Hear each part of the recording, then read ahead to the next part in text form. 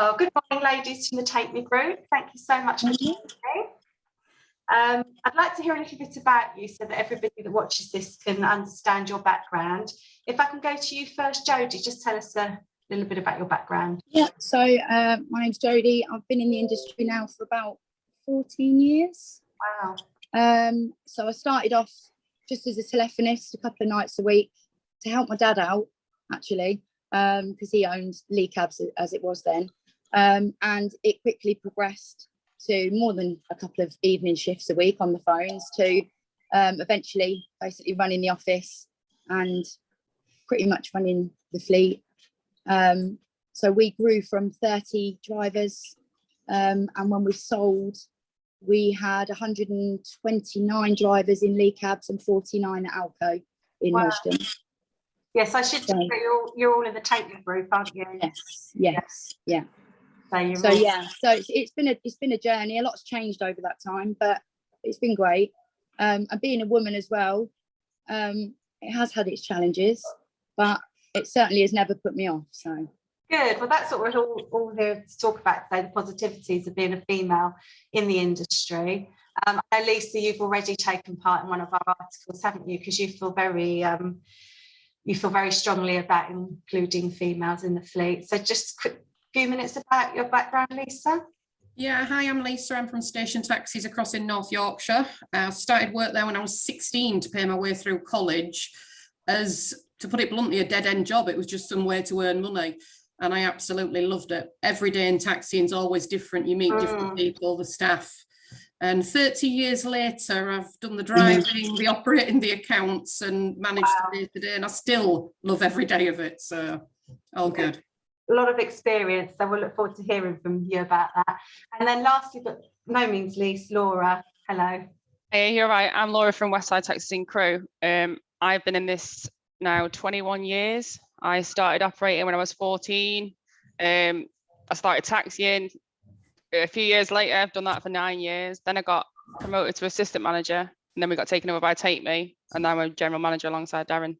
Oh, well and like Lisa says, it's just different every day. I think that's what entertains me so much. It's just constant and different.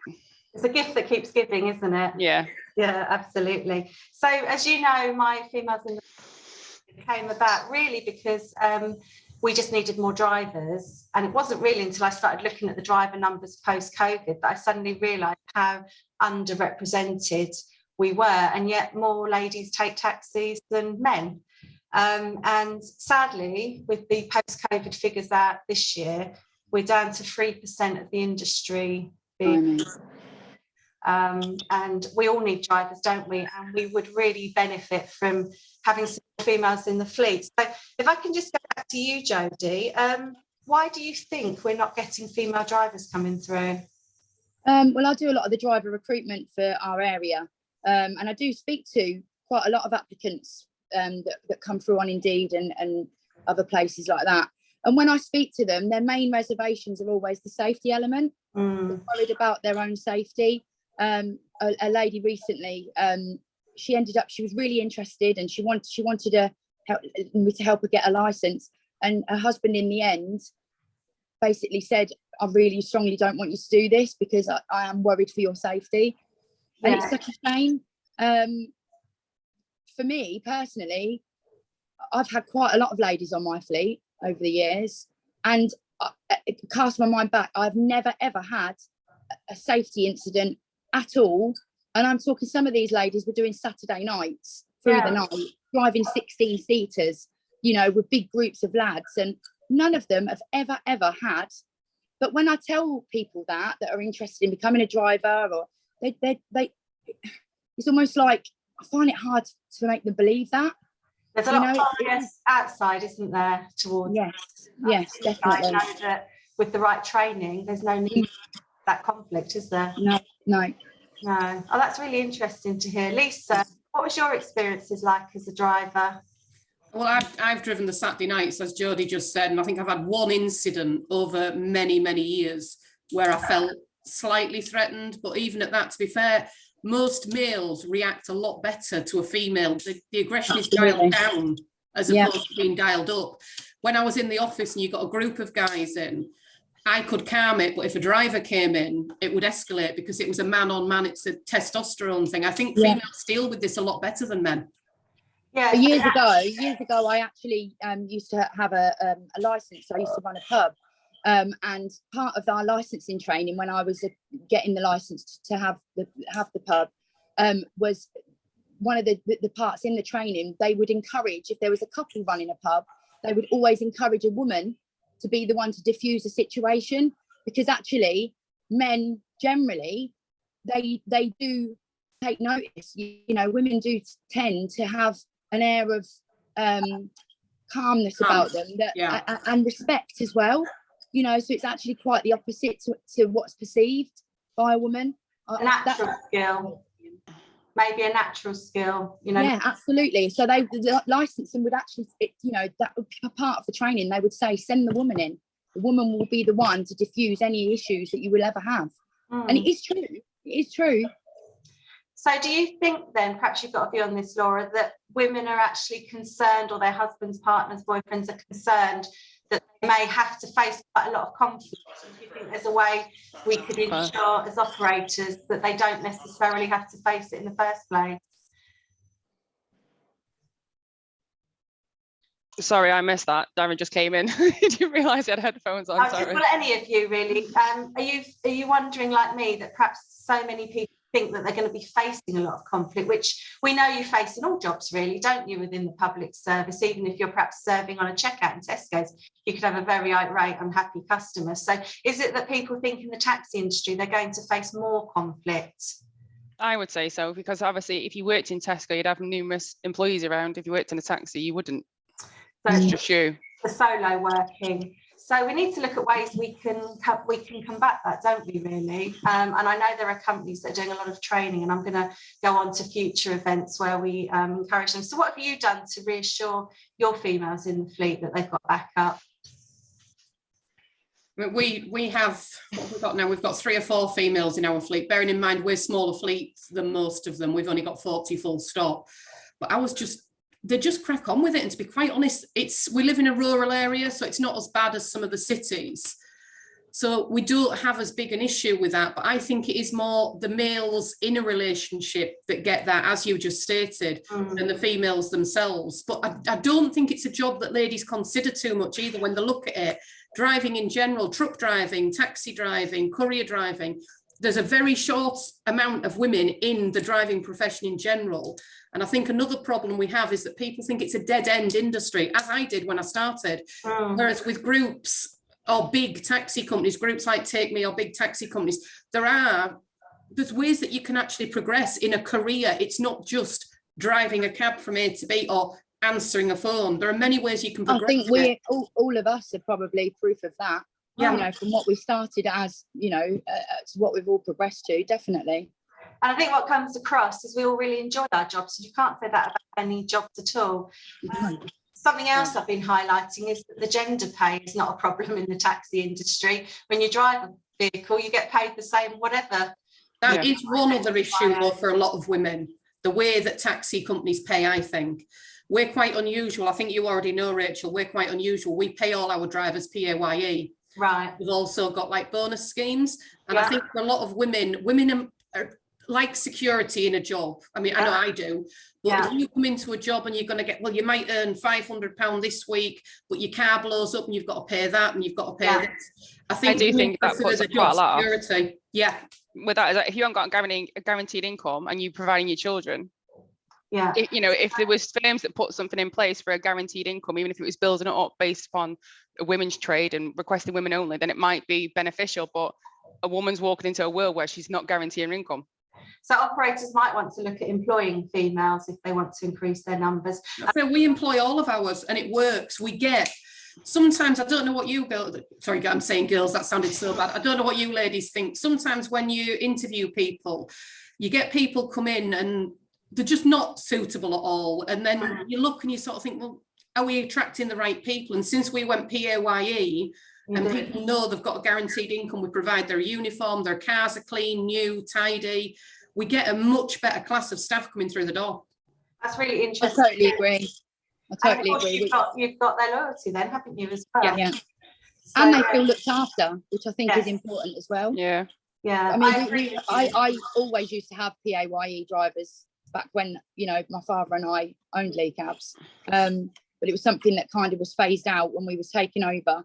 But now that Take Me have come in, they are all for, you know, going back down that route again. But on the flip side of that as well, with the self-employed even, you know, I don't think people realise that you pick your own hours. So for a mother that's working, you know, to get a job where it's 9 till 3, Monday to Friday, that fits in with the schools, like, it's just, you don't get that. You don't get that kind of job, but you can choose to do that as a taxi driver. And I think sometimes we need to kind of put that message out there to these mothers that are just sitting at home, that can't really go into the working world. That's actually one of the points I put on there. Yeah. And I think that, you know, if they were more aware that they can choose their hours, you know, and they can work it around their responsibilities as a mother, you know, or as a carer for their mum, or you know, the other responsibilities they have at home, I think that's massive. And I think that it is just, you know, getting that message out there. Absolutely. We've mentored a few females recently through our training. They've all actually wanted to end up being self-employed because they've seen the benefits of it, want to be reassured, because as you say, they've got the flexibility, they can be their own boss. So if we were sort of reaching out to the industry as a whole, or even possible other public sectors, what would we like to see being encouraged in the industry in order to encourage more females to come in? I'll kick it off. I would like to see some sort of finance package, whether it's from the Department of Work and Pensions, or whether it was some sort of training apprenticeship scheme, so that they could actually start the process without it costing them too much. Even if they have to pay it back at future, but something to fund. And that really goes to male and female, to be honest. I'd like to just see something to show us that the industry is underpinned by something. What about yourselves? I mean, luckily enough, as part of the Take Me group, we've already got that. Take Me group are willing to put people through the training, pay for it, and they're not even asking for it back. And so we have got that. Yeah, definitely. I do think that the DBS system needs to be massively overhauled, because you get applicants in and some of them are really good applicants. You put them through their DBS and by the time it comes back, they've found another job because they cannot wait that long. You go to European countries, we've had European drivers working for us, some Polish lads, some Romanian lads, we've had all kinds of different nationalities. Their DBS is back within 48 hours. Here it can take 12 weeks at some point, and you've lost the staff. And also the badging with local authorities is taking too long. Our local authority, touch wood, is really, really good. But at the minute I'm dealing with another one, and I won't mention any names because it's going on social media, but their own staff admitted to me that their systems are archaic. They can't track down the money we've paid for licenses. They can't issue licenses because they can't find paperwork. And it's awful. No, yeah, I've got that in a couple of the sites within our area. One of them actually isn't taking any new new badge applications on for the next 10 weeks. That's, you know, so that's ridiculous, absolutely ridiculous. Yeah. For me, I think it's about. I think for me, you know, what I'd like to see is that that we do actually communicate to the public that we have a zero tolerance on violence and aggression towards our drivers. I think that needs to be something national from government. Absolutely. You always get this, we won't have abuse in hospitals, we won't have abuse on trains or buses, and we are the forgotten industry. We are, but you know, through COVID, we were key. You know, the drivers were key workers, very key. You know, and without the drivers, I dare say that, you know, a lot of industries outside of the taxi industry would have suffered if our drivers didn't get in that car and take their workers in every day, you know. And I think that it's a zero tolerance on all the other key worker areas. It needs to be the same with our industry as well. We've done it locally here now. That we barred somebody last night. They were calling. We've got a driver working for us, and they were calling him various names which aren't repeatable on social media. We just said, stop the vehicle, kick him out. That's it. Yeah, absolutely. No and I think if we carry that flag from you know, and lead the way with that, I think that more women would be more encouraged to come to us and work for the Take Me group, because they know that we are a zero tolerance, and they know that we are leading from the front with that. It's about the support, isn't it? And the absolutely the backup. And Yeah. as you say, it isn't, you know, this has never been a gender thing for me. This has just literally been a very interesting journey into why we're not getting more drivers. So we'd like that for everybody, wouldn't we? So hopefully this is the start of many conversations, because I think it'd be really good if we could sort of do a bit more of this. And people that watch this and people in the industry reach out to see if they can do things to sort of help, you know, make it a bigger thing, because we're all suffering from the same. So anything you'd like to say before we go, ladies? The only thing I was saying, weirdly enough, I was talking to my sister about it this morning. I think there is a massive customer base for women drivers. There is, you're right. And I think a lot of women probably avoid going via taxis because it isn't available. Yeah, so I do, you know, if we could start building drivers, I think the customer base would already increase. Well, to end up on a very positive note, we had no female drivers. Now that we've got a few, they say that they get thanked all the time. They feel so appreciated. I think one of the funniest stories I had, I actually picked up some quite drunken males one night, and I reversed down the street to pick them up because it was a narrow street with cars at both sides. They were absolutely entranced. Oh my God, you can reverse. They gave me a £10 tip for reversing down the road. I'm like, there you go. I'll do that all night.